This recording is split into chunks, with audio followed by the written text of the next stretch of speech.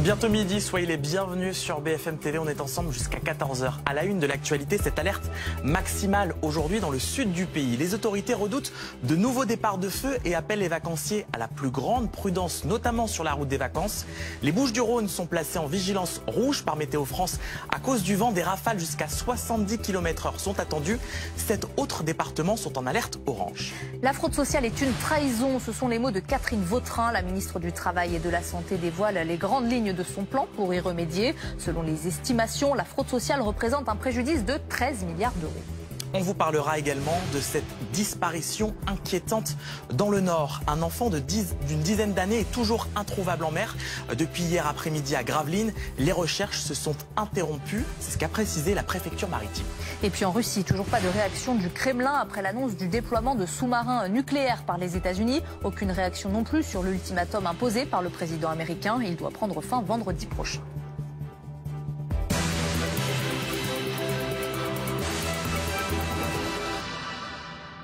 Mais d'abord donc cette alerte maximale sur le front des incendies. Dans le sud, le département des Bouches-du-Rhône est placé en vigilance rouge par Météo France, face notamment au risque extrême de départ de feu.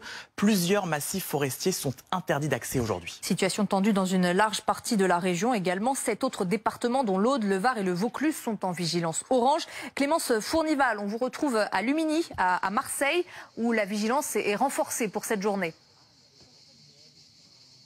Tout à fait, comme vous le disiez, il y a 16 massifs forestiers sur 25 dans les Bouches-du-Rhône qui sont classés en zone rouge. C'est-à-dire que l'accès, la circulation de personnes ainsi que les travaux sont strictement interdits. Ici, nous sommes à l'une des entrées principales du parc national des Calanques en compagnie des éco-gardes. Et comme vous pouvez le voir sur ces images, ils sont en train de parler à des jeunes qui avaient prévu de passer la journée dans le parc. Ils sont en train de faire de la prévention. Et à mes côtés, je suis avec Émeric. Tu es garde régional forestier.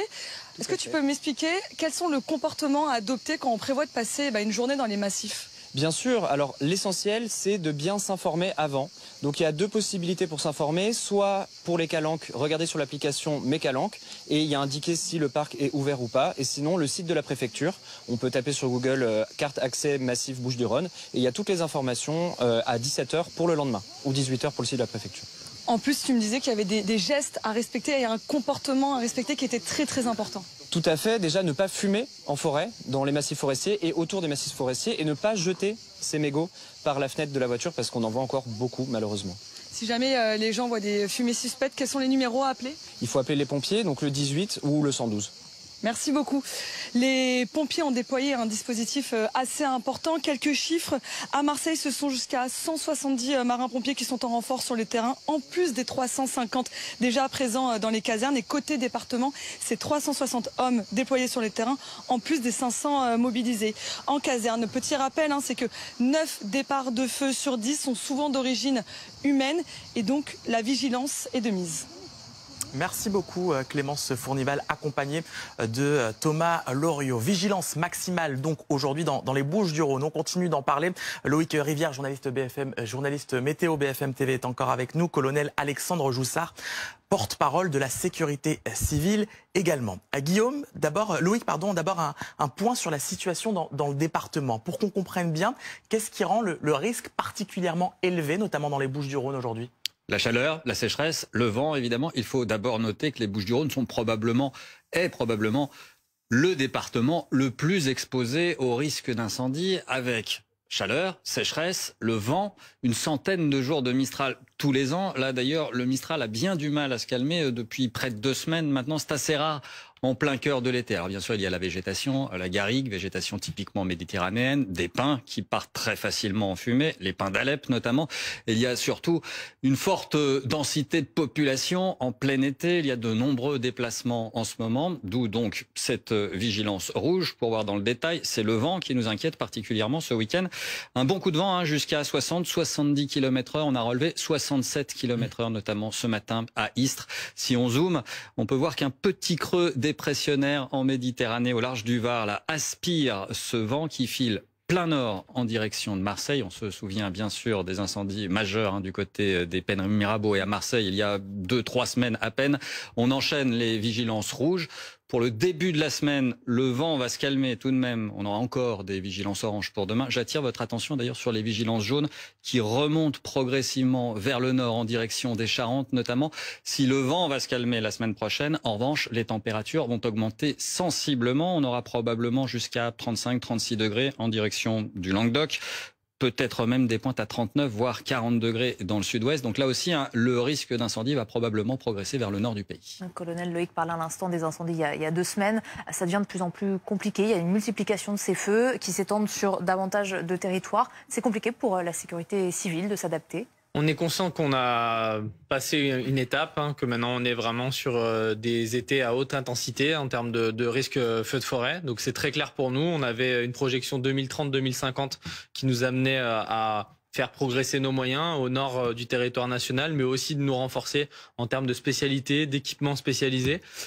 C'est ce que nous avons fait depuis plusieurs années. Et donc maintenant on est face à ces étés en effet importants, avec une dynamique qui était là avancée de 15 jours. C'est-à-dire qu'on savait au 15 juillet qu'on avait un stress hydrique, des risques de feux de forêt plus élevés qu'habituellement il y a 5 à 10 années en arrière. Donc là, on sait qu'on est vers ce type d'été. C'est pour ça qu'on est maintenant organisé avec un centre de coordination avancée de la sécurité civile qui est à Nîmes, qui nous fait remonter, nous, des informations en temps réel, qui aussi s'organise et prépare les moyens terrestres et aériens pour les jours d'après. C'est-à-dire que là, en fonction des risques, là le risque est rouge pour aujourd'hui dans les Bouches-du-Rhône, on redispose nos moyens en fonction des risques sur le terrain. Alors justement, qu'est-ce qui change quand le département passe en vigilance rouge? Est-ce qu'il y a des moyens qui sont prépositionnés pour anticiper tout départ de feu? Tout à fait.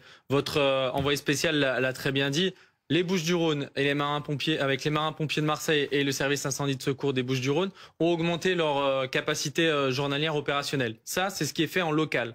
Après, au niveau zonal, au niveau de la zone sud, toute cette zone du sud, les départements extérieurs vont regarder pour pouvoir envoyer des moyens supplémentaires si nécessaire. Et ensuite, on continue de dézoomer. Nous avons envoyé, c'est-à-dire le centre opérationnel de gestion interministérielle de crise, nous avons envoyé les zones Île-de-France, la zone Est, qui est descendue avec des moyens, qui sont là maintenant depuis plusieurs semaines. Les équipements restent en bas. Les personnels, eux, sont remplacés en cyclique chaque semaine et donc sont prêts à intervenir. Ça a été le cas notamment des personnels d'Île-de-France hier, qui étaient dans le Var, par exemple, et qui viennent renforcer les moyens locaux. On le rappelle, on ne le fait jamais véritablement assez, les bons gestes pour éviter les départs de feu, surtout en ces périodes de fort départ en vacances. Oui, on l'a dit, 9 départs sur 10 sont d'origine humaine et pour la plupart sont liés à des oublis. On a mal éteint son feu de camp, on a laissé un barbecue se propager, on a aussi jeté son mégot par les fenêtres. Donc on a besoin de l'ensemble de la population. Soyons tous vigilants, soyons tous responsables pour éviter l'éclosion de sinistres. Vigilance maximale donc face à ce risque de départ de feux de forêt en France, mais à l'étranger, on connaît de gros incendies. C'est le cas, Loïc, en ce moment même aux États-Unis, avec notamment le Grand Canyon, plus de 40 000 hectares qui sont partis en fumée en l'espace de quelques heures. C'est un incendie majeur, qualifié de méga-feu. Désormais, historique, effectivement. En réalité, on parle souvent de causes humaines en ce qui concerne les incendies dans 9 cas sur 10. Là, c'est un éclair qui a déclenché ce feu le 4 juillet dernier. Il brûle depuis quasiment un mois maintenant. Alors évidemment, il fait très chaud en Arizona notamment. Au fond du Grand Canyon, il y a une alerte chaleur extrême ces jours-ci, avec des pointes à 43 voire 45 degrés, un vent puissant. En fait, cet incendie génère son propre climat. On a pu observer des pyrocumulus, voire même des pyrocumulonimbus. Ce sont comme des nuages d'orage, mais formés par la chaleur de l'incendie qui souffle un vent encore plus chaud et qui attise les flammes en ce moment. Pyrocumulonimbus. Ce sera le il mot faut le répéter plusieurs fois. Pyrocumulonimbus. Merci beaucoup à tous les deux d'avoir été avec nous. On en vient à l'actualité à l'étranger. Vladimir Poutine va-t-il briser le silence face au coup de force de Donald Trump? Pas un mot du Kremlin après l'annonce du déploiement de sous-marins nucléaires par les États-Unis. Aucune réaction non plus sur l'ultimatum imposé par le président américain. Alors une question aujourd'hui. Comment expliquer ce silence plus de 24 heures après les annonces du président américain? Les détails de notre correspondant à Moscou, Jean-Didier Revoix. Écoutez, c'est un silence qui ne s'explique pas, ou plutôt c'est une montée dans la tension, dans la confrontation. On le sait, l'ultimatum qu'a donné Donald Trump à Vladimir Poutine échoua vendredi prochain pour mettre un terme au conflit en Ukraine. Vladimir Poutine l'a répété de son côté en disant que il était pour une paix durable, ce qui veut dire qu'il faut neutraliser aux yeux de Moscou ce que la Russie perçoit comme une menace pour sa sécurité, au-delà du simple conflit ukrainien. C'est une opposition assez directe au cessez-le-feu réclamé par Kiev. Et tant qu'on n'arrive pas à élargir, à sortir du cadre ukrainien et à rediscuter d'une architecture de sécurité en Europe qui prenne en compte les impératifs de défense de la Russie ou qui neutralise ce que la Russie peut percevoir comme une menace pour sa sécurité en Europe, eh bien, Vladimir Poutine l'a dit, il n'entend pas mettre un terme au combat qui se déroule actuellement en Ukraine. Tout ce qu'on peut dire encore, c'est qu'on attend ici à Moscou l'arrivée de l'émissaire de Donald Trump, Steve Witkoff, qui devrait arriver. On ne sait pas quel jour il arrivera à Moscou, mais il est annoncé ici. Ce qui veut dire que des négociations se poursuivent en sous-main, mais aboutiront-elles d'ici vendredi, et à quel résultat, ça personne n'est en mesure de le dire pour l'instant. Et pour approfondir ce sujet, on accueille en plateau Oksana Melnichuk, politologue ukrainienne, directrice de l'association Unie pour l'Ukraine. Également Stéphane Drahi, vous êtes avocat spécialiste en droit du travail et droit international au barreau de New York, de Paris et à la Cour suprême. Également Claude Blanche-Maison, ancien ambassadeur de France à Moscou, auteur de Fragments d'un parcours aventureux aux éditions Temporis. Puis on est également en ligne avec le général Dominique Delors, ancien chef du centre opérationnel interarmé. Merci à tous les quatre d'être avec nous. Claude Blanche-Maison, comment interprétez-vous cette non-réaction de Vladimir Poutine? Vladimir Poutine a un but de guerre qui est tout à fait précis, affirmé. C'est le même depuis, dans le fond, que son armée a envahi l'Ukraine. Et ce but de guerre, c'est d'une part de changer le régime ukrainien à Kiev.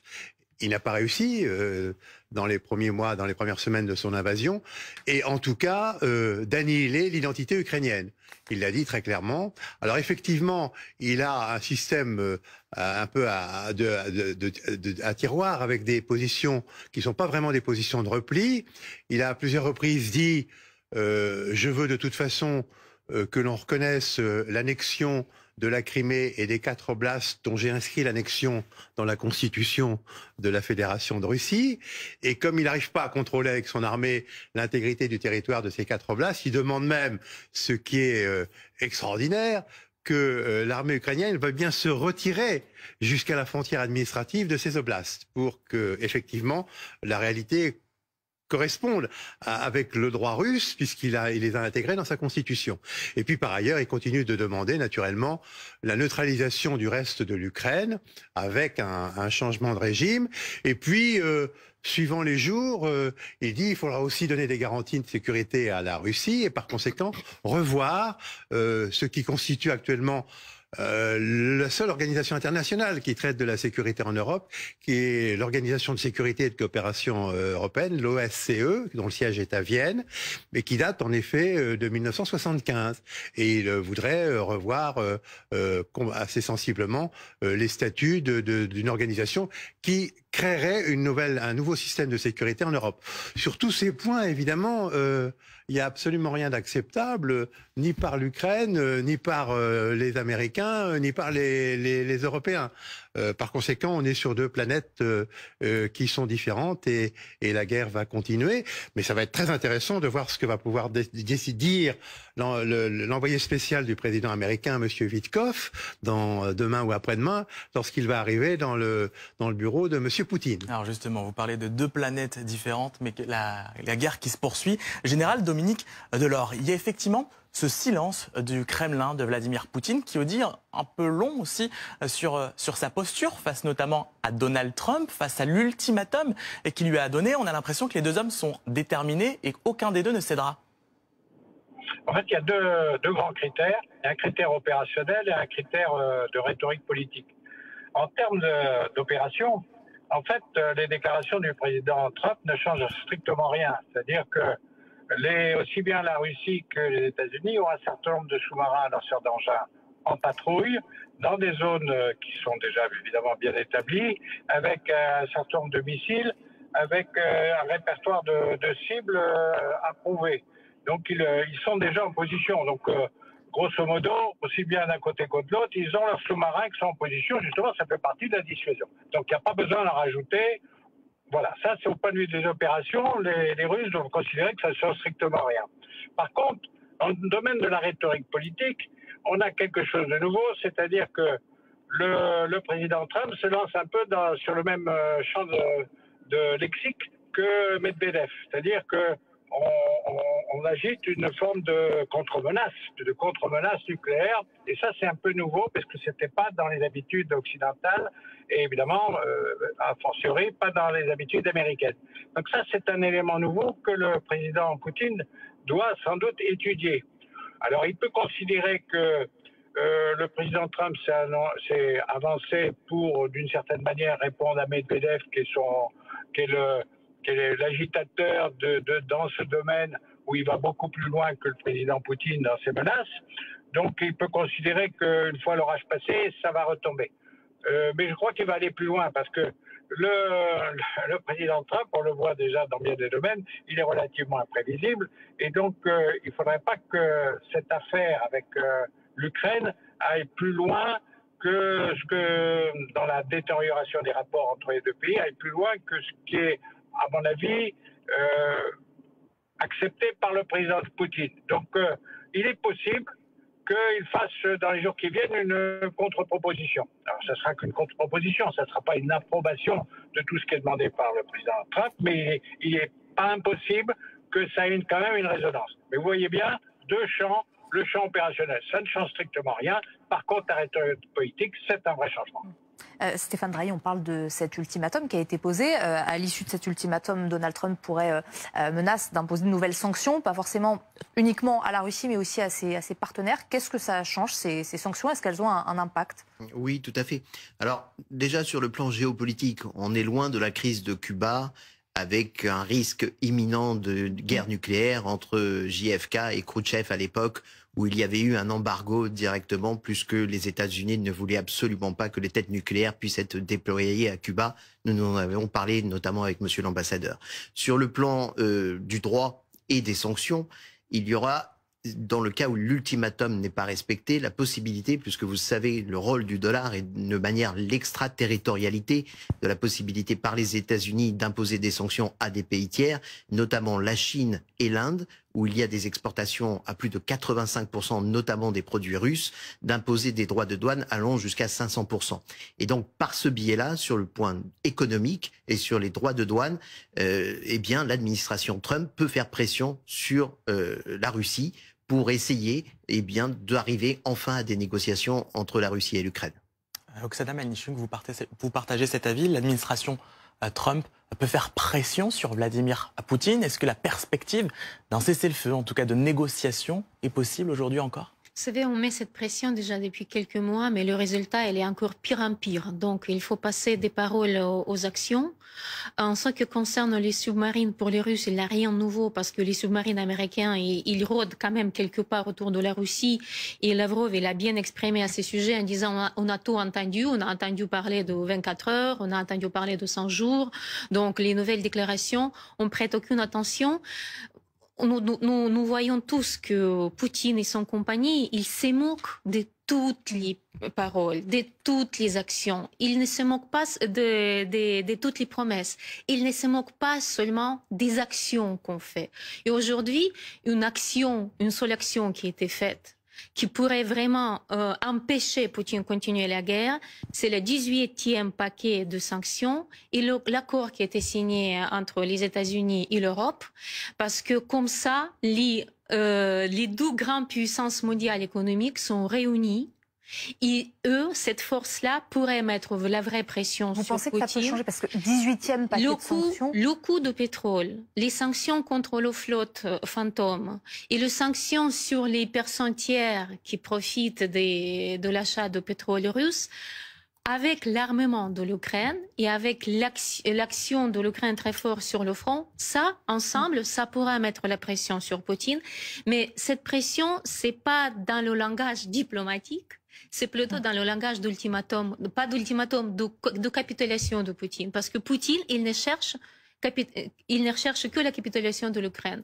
Mais vis-à-vis de le droit international, c'est Poutine qui est le criminel de guerre, c'est Poutine qui est terroriste international, et c'est lui qui doit capituler.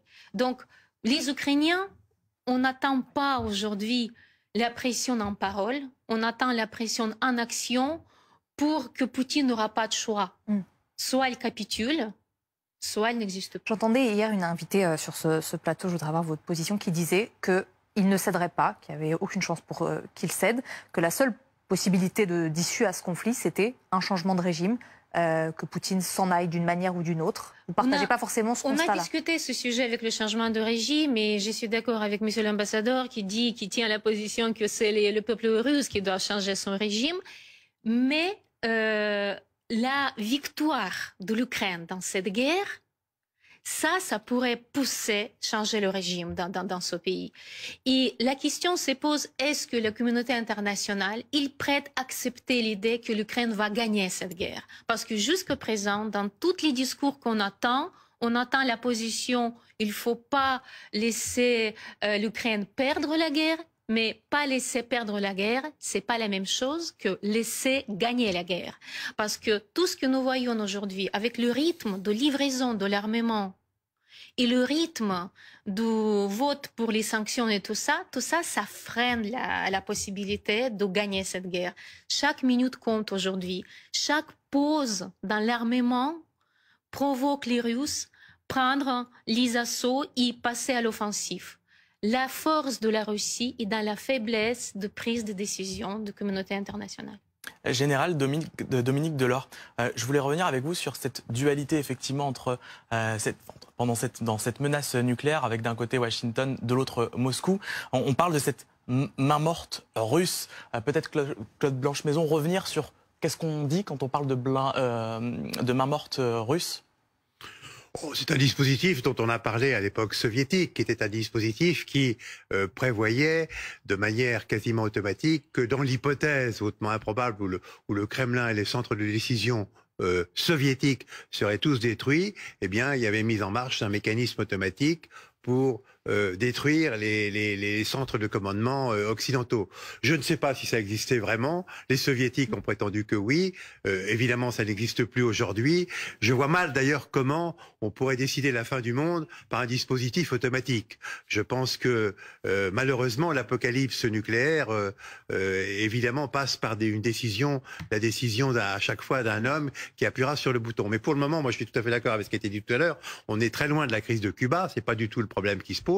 Le seul malheur, c'est que la Russie est un État nucléaire doté, d'ailleurs au sens du traité de non-prolifération, et que s'il était acculé à la défaite, que en effet nous pourrions souhaiter, bien sûr, s'il était acculé à la défaite, eh bien il dirait l'existence de l'État est en jeu, par conséquent, je peux utiliser l'arme nucléaire. C'est ça la difficulté. Alors effectivement, depuis le début de cette guerre, les Occidentaux aident l'Ukraine, pas assez, vous avez raison, il faudrait qu'ils l'aident davantage, mais pas au point de mettre la Russie en position d'utiliser l'arme nucléaire. C'est ça la difficulté. Et c'est pour ça que c'est très compliqué. Et c'est pour ça que ça risque de durer.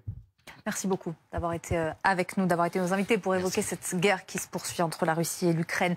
On revient en France avec cette autre actualité. Une disparition inquiétante survenue dans le Nord. Un enfant d'une dizaine d'années est toujours porté disparu en mer depuis hier après-midi. Les faits se sont déroulés sur une plage de Gravelines où 3 enfants ont été signalés en difficulté dans l'eau. C'était vers 16 h. 2 d'entre eux âgés de 10 et 13 ans ont pu regagner la plage par leurs propres moyens. Ils ont été légèrement blessés. On va en parler avec notre invité Alain Bonneface. Bonjour. Vous êtes adjoint à la sécurité au maire de Gravelines. D'abord, concernant cet enfant porté disparu, la préfecture a annoncé... La préfecture a annoncé que les recherches se sont interrompues hier soir.